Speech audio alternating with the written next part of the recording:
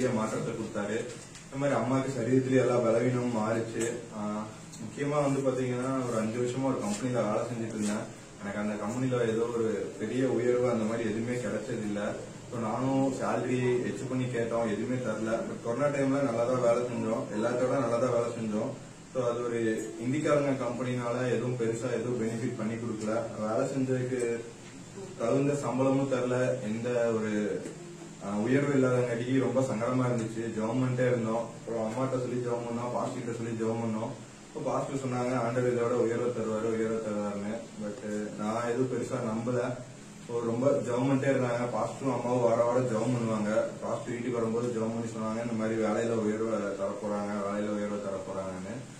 So நான் எதிர்பார்க்காதனால வந்து ஒரு கம்பெனி, ஒரு நல்ல ஒரு எம்என்சி கம்பெனில வேலை கிடைச்சது ஒரு 1.5 வருஷத்துக்கு முன்னாடி. ஸோ கம்பெனி நல்ல கம்பெனி தான், புது கம்பெனி தான். ஆண்டவர் சொன்ன மாதிரியே உயர்வை தந்தாங்க. போஸ்டிங்லயும் சம்பளத்திலயும் நல்ல உயர்வை கொடுத்தாங்க. ஸோ அந்த டைம்லயும் கவர்மெண்ட் வேலை செஞ்சோம். மற்ற 3 பேர் இருக்கிற இடத்துலயும் ஆண்டவர் என்ன தனியா நிறுத்தினாங்க. ஸோ ஆண்டவர் உயர்த்தினாங்க. மற்றவங்க செய்யற வேலையை விட நான் நல்லா வேலை செஞ்சேன். பட் என்ன பிரச்சனைனா ரொம்ப டிராவல் பண்ணி அதிக ஊர் பார்க்க வேண்டியதா இருந்துச்சு. ஸோ அந்த டைம்ல வந்து பாத்தீங்கன்னா நான் சரியா வீட்டுக்கு வர முடியாது, சரியா தூக்கம் இருக்காது. அந்த டைம்லயும் ரொம்ப கஷ்டமா இருந்துச்சு. பட் வேலையில எந்த பிரச்சனையும் இல்ல. சரீரம் எல்லாம் பலவீனம் ஆயிரும். டிராவல் பண்ணியே ஒரு 12 மணி நேரம் 11 மணி நேரம் டிராவலே டைம் போயிடும். அதே மாதிரி வீட்டை விட்டு போனேன்னா திங்கக்கிழமை போனேன்னா சனிக்கிழமை அந்த மாதிரி தான் வருவேன். அதுக்கும் பார்த்து ஜெபம் பண்ணாங்க, தம்பி இதை விட ஒரு நல்ல உயர்வான வேலையை தருவாங்க. ஸோ அதனால மறுபடியும் ஜெபம் பண்ணுங்க, ஆண்டவர் சொல்றாரு நான் உயர்த்துறேன்னு சொல்லி சொன்னாங்க. அப்போ என்னன்னா இதுக்கு முன்னாடி நான் ஒரு கம்பெனில கேட்டேன். இப்போ ஆக்சுவலா அந்த கம்பெனில தான் நான் ஜாயின் பண்ணிருக்கேன்.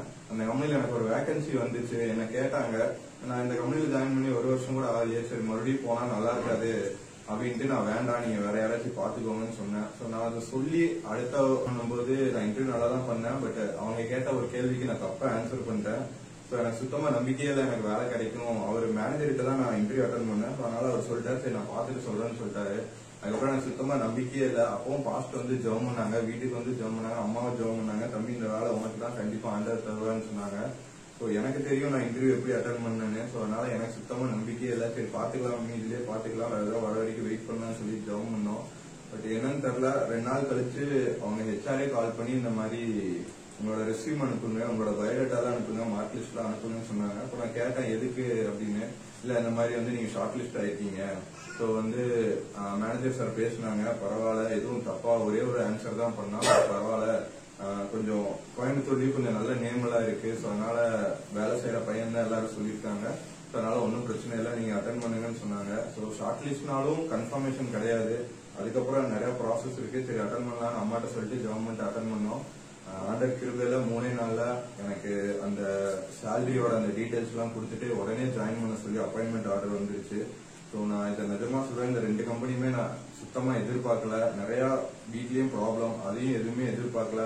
நான் ஜெபம் பண்ணதுனால அம்மா தான் மெயினா ஆண்டவர்னு சொல்லி ஆண்டவர்கிட்டே இருந்தாங்க. ஸோ ஆண்டவர் எல்லாத்துலயும் காரியத்திலயும் பார்த்து எங்களை உயர்த்தி இந்த சபையில வந்து சாட்சியா நிறுத்திருக்காங்க. இந்த நாள்ல வந்து நான் வேலை செஞ்சு 5 மாசம் ஆச்சு, எந்த பிரச்சனையும் இல்லாம நல்லா போயிட்டு இருக்கு.